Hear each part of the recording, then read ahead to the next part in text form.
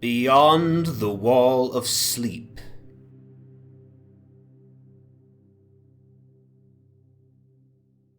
by H.P. Lovecraft.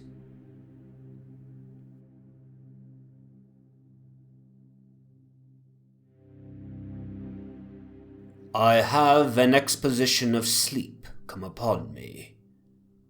Shakespeare.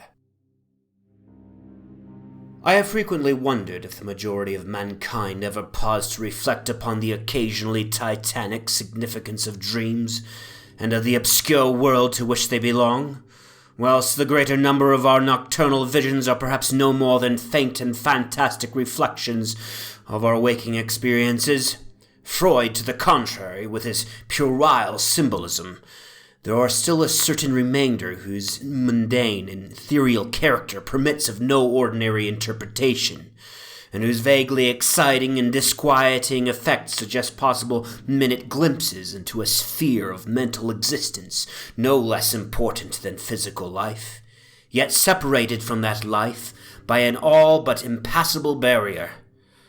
From my experience, I cannot doubt but that man, when lost to terrestrial consciousness, is indeed sojourning in another and uncorporeal life of far different nature from the life we know, and of which only the slightest and most indistinct memories linger after waking. From those blurred and fragmentary memories we may infer much, yet prove little. We may guess that in dreams life, matter, and vitality, as the earth knows such things, are not necessarily constant, and that time and space do not exist as our waking selves comprehend them. Sometimes I believe that this less material life is our truer life, and that our vain presence on the terraqueous globe is itself the secondary, or merely virtual, phenomenon. It was from a youthful reverie, filled with speculations of this sort, that I arose one afternoon in the winter of 1900 to 1901, when to the state psychopathic institution in which I served as an intern was brought the man whose case has ever since haunted me so unceasingly. His name, as given on the records, was Joe Slater, or Slater, and his appearance was that of the typical denizen of the Catskill Mountain region, one of those strange, repellent scions of a primitive colonial peasant stock, whose isolation for nearly 3 centuries in the hilly fastness of the little-traveled countryside has caused them to sink to a kind of barbaric degeneracy, rather than advance with their more fortunately placed brethren of the thickly settled districts. Among these folk, who correspond exactly to the decadent element of white trash in the South, law and morals are non-existent, and their general mental status is probably below that of any other section of the Native American people. Joe Slater, who came to the institution in the vigilant custody of 4 state policemen, and who was described as a highly dangerous character, certainly presented no evidence of his perilous disposition when first I beheld him. Though well above the middle stature, and of somewhat brawny frame, he was given an absurd appearance of harmless stupidity by the pale, sleepy blueness of his small, watery eyes, the scantiness of his neglected and never-shaven growth of yellow beard, and the listless drooping of his heavy nether lip. His age was unknown, since among his kind neither family records nor permanent family ties exist, but from the baldness of his head in front, and from the decayed condition of his teeth, the head surgeon wrote him down as a man of about 40. From the medical and court documents we learned all that could be gathered of his case. This man, a vagabond, hunter, and trapper, had always been strange in the eyes of his primitive associates. He had habitually slept at night beyond the ordinary time, and upon waking would often talk of unknown things in a manner so bizarre as to inspire fear, even in the hearts of an unimaginative populace. Not that his form of language was at all unusual, for he never spoke, save in the debased patois of his environment. But the tone and tenor of his utterances were of such mysterious wildness that none might listen without apprehension. He himself was generally as terrified and baffled as his auditors, and within an hour after awakening would forget all that he had said, or at least all that had caused him to say what he did, relapsing into a bovine, half-amiable normality like that of the other hill-dwellers. As Slater grew older, it appeared his matutinal aberrations had gradually increased in frequency and violence, till about a month before his arrival at the institution had occurred the shocking tragedy which caused his arrest by the authorities. One day near noon, after a profound sleep begun in a whiskey debauch at about 5 of the previous afternoon, the man had roused himself most suddenly, with ululations so horrible and unearthly that they brought several neighbors to his cabin, a filthy sty where he dwelt with a family as indescribable as himself.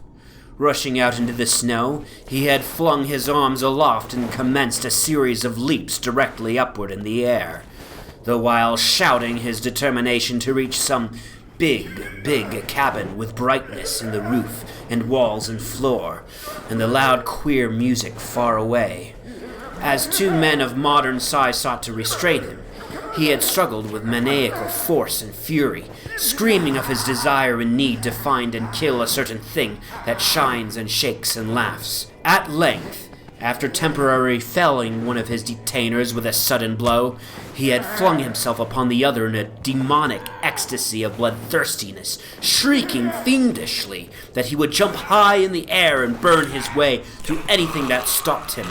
Family and neighbors had now fled in panic, and when the more courageous of them returned, Slater was gone, leaving behind an unrecognizable pulp-like thing that had been a living man but an hour before. None of the mountaineers had dared to pursue him, and it is likely that they would have welcomed his death from the cold. But then, several mornings later, they heard his screams from a distant ravine. They realized that he had somehow managed to survive, and that his removal, in one way or another, would be necessary. Then had followed an armed searching party, whose purpose, whatever it may have been originally, became that of a sheriff's pose after one of the seldom popular state troopers had by accident observed, then questioned, and finally joined the seekers. On the 3rd day, Slater was found unconscious in the hollow of a tree and taken to the nearest gaol, where alienists from Albany examined him as soon as his senses returned. To him, he told a simple story. He had, he said, gone to sleep one afternoon about sundown after drinking much liquor. He had awakened to find himself standing bloody-handed in the snow before his cabin, the mangled corpse of his neighbor Peter Slater at his feet. Horrified, he had taken to the woods in a vague effort to escape from the scene of what must have been his crime. Beyond these things, he seemed to know nothing, nor could the expert questioning of his interrogators bring out a single additional fact. That night Slater slept quietly, and the next morning he wakened with no singular feature save a certain alteration of expression. Dr. Barnard, who had been watching the patient, thought he noticed in the pale blue eyes a certain gleam of peculiar quality, and in the flaccid lips an all but imperceptible tightening, as if of intelligent determination. But when questioned, Slater relapsed into the habitual vacancy of the mountaineer, and only reiterated what he had said on the preceding day. On the 3rd morning occurred the first of the man's mental attacks. After some show of uneasiness in sleep, he burst forth into a frenzy so powerful that the combined efforts of 4 men were needed to bind him in a straitjacket. The alienists listened with keen attention to his words, since their curiosity had been aroused to a high pitch by the suggestive yet mostly conflicting and incoherent stories of his family and neighbors. Slater raved for upward of 15 minutes, babbling in his backwoods dialect of great edifices of light, oceans of space, strange music, and shadowy mountains and valleys. But most of all did he dwell upon some mysterious blazing entity that shook and laughed and mocked at him. This vast, vague personality seemed to have done him a terrible wrong, and to kill it in triumphant revenge was his paramount desire. In order to reach it, he said, he would soar through abysses of emptiness, burning every obstacle that stood in his way. Thus ran his discourse, until with the greatest suddenness he ceased. The fire of madness died from his eyes, and in dull wonder he looked at his questioners and asked why he was bound. Dr. Barnard unbuckled the leathern harness and did not restore it till night, when he succeeded in persuading Slater to don it of his own volition for his own good. The man had now admitted that he sometimes talked queerly, though he knew not why. Within a week, 2 more attacks appeared, but from them the doctors learned little. On the source of Slater's visions they speculated at length, for since he could neither read nor write, and had apparently never heard a legend or fairy tale, his gorgeous imagery was quite inexplicable. That it could not come from any known myth or romance was made especially clear by the fact that the unfortunate lunatic expressed himself only in his own simple manner. He raved of things he did not understand and could not interpret, things which he claimed to have experienced, but which he could not have learned through any normal or connected narration. The alienists soon agreed that abnormal dreams were the foundation of the trouble. Dreams whose vividness could for a time completely dominate the waking mind of this basically inferior man. With due formality, Slater was tried for murder, acquitted on the ground of insanity, and committed to the institution wherein I held so humble a post. I have said that I am a constant speculator concerning dream life, and from this you may judge of the eagerness with which I applied myself to the study of the new patient as soon as I had fully ascertained the facts of his case. He seemed to sense a certain friendliness in me, born no doubt of the interest I could not conceal, and the gentle manner in which I questioned him.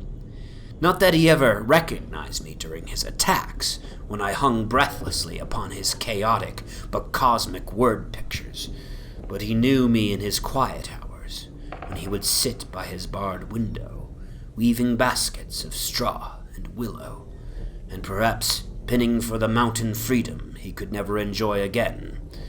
His family never called to see him. Probably it had found another temporary head, after the manner of decadent mountain folk. By degrees I commenced to feel an overwhelming wonder at the mad and fantastic conceptions of Joe Slater. The man himself was pitiably inferior in mentality and language alike, but his glowing titanic visions, though described in a barbarous and disjointed jargon, were assuredly things which only a superior or even exceptional brain could conceive. How, I often asked myself, could the stolid imagination of a Catskill degenerate conjure up sights whose very possession argued a lurking spark of genius? How could any backwoods dullard have gained so much as an idea of those glittering realms of supernal radiance and space about which Slater ranted in his furious delirium? More and more I inclined to the belief that in the pitiful personality who cringed before me laid the disordered nucleus of something beyond my comprehension, something infinitely beyond the comprehension of my more experienced but less imaginative medical and scientific colleagues. And yet I could extract nothing definite from the man. The sum of all my investigation was that in a kind of semi-uncorporeal dream life, Slater wandered or floated through resplendent and prodigious valleys, meadows, gardens, cities, and palaces of light, in a region unbounded and unknown to man, that there he was no peasant or degenerate, but a creature of importance in vivid life, moving proudly and dominantly, and checked only by a certain deadly enemy, who seemed to be a being of visible yet ethereal structure, and who did not appear to be of human shape, since Slater never referred to it as a man, or as aught save a thing. This thing had done Slater some hideous but unnamed wrong, which the maniac, if maniac he were, yearned to avenge. From the manner in which Slater alluded to their dealings, I judged that he and the luminous thing had met on equal terms, that in his dream existence, the man was himself a luminous thing of the same race as his enemy. This impression was sustained by his frequent references to flying through space and burning all that impeded his progress. Yet these conceptions were formulated in rustic words, wholly inadequate to convey them, a circumstance which drove me to the conclusion that if a true dream world indeed existed, oral language was not its medium for the transmission of thought. Could it be that the dream soul, inhabiting this inferior body, was desperately struggling to speak things which the simple and halting tongue of dullness could not utter?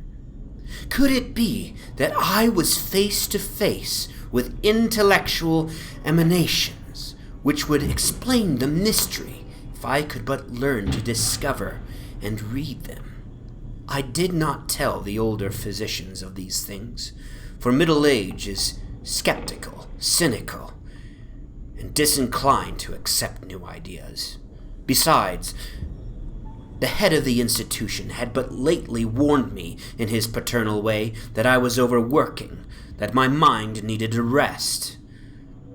It had long been my belief that human thought consists basically of atomic or molecular motion, convertible into either waves of radiant energy like heat, light, and electricity. This belief had early led me to contemplate the possibility of telepathy, or mental communication by means of suitable apparatus. And I had in my college days prepared a set of transmitting and receiving instruments somewhat similar to the cumbrous devices employed in wireless telegraphy at that crude pre-radio period. These I had tested with a fellow student, but achieving no result, had soon packed them away with other scientific odds and ends for possible future use. Now, in my intense desire to probe into the dream life of Joe Slater, I sought these instruments again, and spent several days in repairing them for action. When they were complete once more, I missed no opportunity for their trial. At each outburst of Slater's violence, I would fit the transmitter to his forehead and the receiver to my own, constantly making delicate adjustments for various hypothetical wavelengths of intellectual energy. I had but little notion of how the thought impressions would, if successfully conveyed, arouse an intelligent response in my brain, but I felt certain that I could detect and interpret them. Accordingly, I continued my experiments, though informing no one of their nature. It was on the 21st of February, 1901, that the thing finally occurred. As I look back across the years, I realize how unreal it seems, and sometimes half wonder if old Dr. Fenton was not right when he charged it all to my excited imagination. I recall that he listened with great kindness and patience when I told him, but afterward gave me a nerve powder and arranged for the half-year's vacation on which I departed the next week. That fateful night, I was wildly agitated and perturbed, for despite the excellent care he had received, Joe Slater was unmistakably dying. Perhaps it was his mountain freedom that he missed, or perhaps the turmoil in his brain had grown too acute for his rather sluggish physique. But at all events, the flame of vitality flickered low in the decadent body. He was drowsy near the end, and as darkness fell, he dropped off into a troubled sleep. I did not strap on the straitjacket, as was customary when he slept, since I saw that he was too feeble to be dangerous, even if he woke in mental disorder once more before passing away. But I did place upon his head and mine the two ends of my cosmic radio, hoping against hope for a first and last message from the dream world in the brief time remaining. In the cell with us was one nurse, a mediocre fellow who did not understand the purpose of the apparatus or think to inquire into my course. As the hours wore on, I saw his head droop awkwardly in sleep, but I did not disturb him. I myself, lulled by the rhythmical breathing of the healthy and the dying man, must have nodded a little later. The sound of weird lyric melody was what aroused me. Chords, vibrations, and harmonic ecstasies echoed passionately on every hand, while on my ravished sight burst the stupendous spectacle of ultimate beauty. Walls, columns, and architraves of living fire blazed effulgently around indescribable splendor, blending with this display of palatial magnificence, or rather, supplanting it at times in kaleidoscopic rotation, were glimpses of wide plains and graceful valleys, high mountains and inviting grottos, covered with every lovely attribute of scenery which my delighted eye could conceive of, yet formed wholly of some glowing ethereal plastic entity, which in consistency partook as much of spirit as of matter. As I gazed, I perceived that my own brain held the key to these enchanting metamorphoses, for each vista which appeared to me was the one my changing mind most wished to behold. Amidst this Elysian realm, I dwelt not as a stranger, for each sight and sound was familiar to me, just as it had been for uncounted eons of eternity before, and would be for like eternities to come. Then the resplendent aura of my brother of light drew near and held colloquy with me, soul to soul, with silent and perfect interchange of thought. The hour was one of approaching triumph, for was not my fellow being escaping at last from an degrading periodic bondage, escaping forever, and preparing to follow the accursed oppressor even unto the uttermost fields of ether, that upon it might be wrought a flaming cosmic vengeance which would shake the spheres? We floated thus for a little time, when I perceived a slight blurring and fading of the objects around us, as though some force were recalling me to earth, where I least wished to go. The form near me seemed to feel a change also, for it gradually brought its discourse toward a conclusion, and itself prepared to quit the scene, fading from my sight, at a rate somewhat less rapid than that of the other objects. A few more thoughts were exchanged, and I knew that the luminous one and I were being recalled to bondage, though for my brother of light it would be the last time. The sorry planet's shell being well nigh spent, in less than an hour my fellow would be free to pursue the oppressor along the Milky Way and past the hither stars to the very confines of infinity. A well-defined shock separates my final impression of the fading scene of light from my sudden and somewhat shamefaced awakening, and straightening up in my chair as I saw the dying figure on the couch move hesitantly. Joe Slater was indeed awaking, though probably for the last time. As I looked more closely, I saw that in the sallow cheeks shone spots of color which had never before been present. The lips, too, seemed unusual, being tightly compressed, as if by the force of a stronger character than had been Slater's. The whole face finally began to grow tense, and the head turned restlessly with closed eyes. I did not arouse the sleeping nurse, but readjusted the slightly disarranged headbands of my telepathic radio, intent to catch any parting message the dreamer might have to deliver. All at once the head turned sharply in my direction, and the eyes fell open, causing me to stare in blank amazement at what I beheld.